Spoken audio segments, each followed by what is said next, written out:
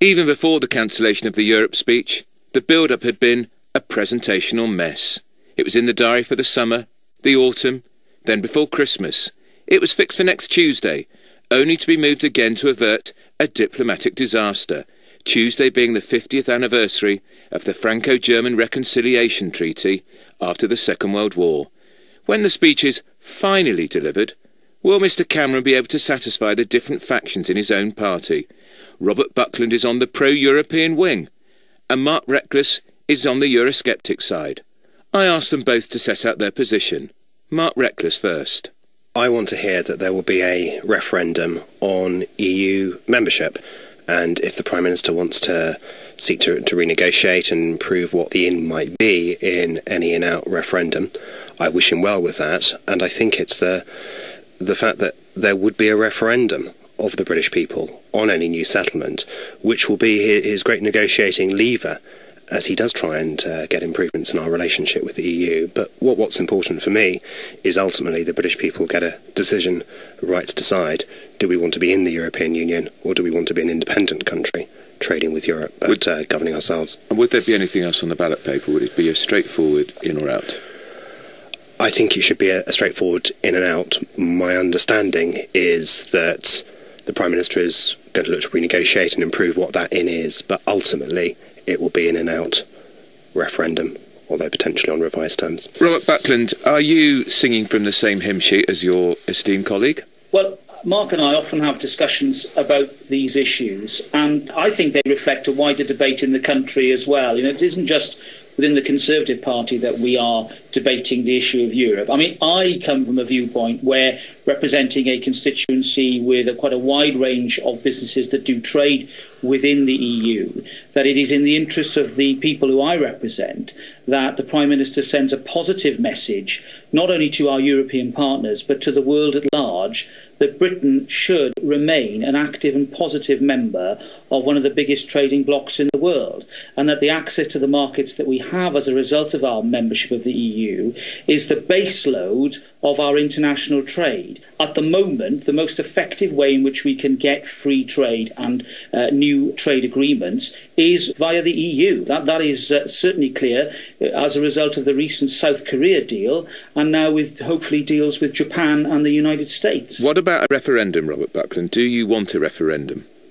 Well, I think timing is everything. I mean, I'm not against referenda at all. I supported the government's Referendum Act that was passed in 2011. I think that we have to be very careful and have a reality check that any question that is cast over our continued membership of the EU doesn't damage potential inward investment into the UK. Well, I'm going to push you harder on this, Robert Buckland. Would you be happy if the Prime Minister says there is to be a referendum? And if so, would you want it to be as explicit as Mark Reckless's view, in or out, or do you think it should be a different question, if indeed you accept we're going to have a referendum?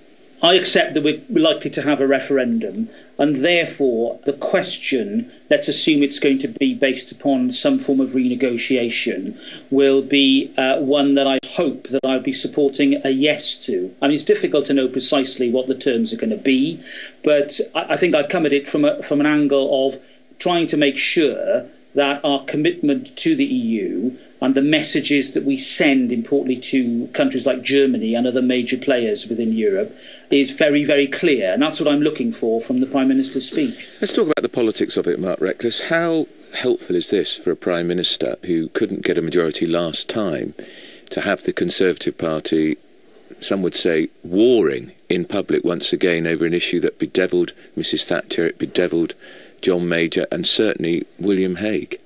Well, what I think will happen with the Prime Minister's speech, we will see when it is delivered, but I think it may unite the Conservative Party, because we will be saying ultimately it's for the British people to decide.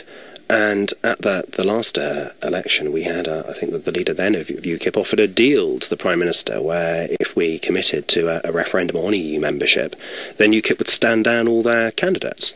And I would say, you know, if the Prime Minister is clear on this, that there will, albeit in the next Parliament, and he's going to try and renegotiate first, but there will be a referendum on EU membership, then I think we should all get behind the Prime Minister, not just in the Conservative Party, but those people who've left our party, perhaps moved to UKIP, who want to see an independent Britain, then I say to them, well, yeah, if one of the major parties is offering that referendum on independence from the EU, then come in behind us, support us, campaign for us, and return a Conservative government with a majority that can give us that referendum on national independence. Robert Buckland, I suspect you'd find it hard to unite behind Mark Reckless on that sort of platform. Well, Mark, I think, makes a very important point about referenda. They're not just a question then for politicians, it's for all of us to decide. And of course, as we remember from 1975, Harold Wilson used it very cleverly to deal with issues within his own Labour Party. But, the general point I'm making is that it's more than just about politics. It's not some parlour game. This is about real jobs, growth and employment and the future of Britain's economy, which is why, I hesitate very carefully before plunging into a full in-out referendum. I think, yes, referendum is now going to happen if the Conservatives are returned to office as a majority, which I will campaign as hard as Mark for. But we have to remember that this is about real people and real jobs in places like Swindon. And that is why I hesitate before marching down a road that could lead us to an unfortunate and ill-advised exit. Robert Buckland and Mark Reckless proving this is an argument that will run and run in the Conservative Party.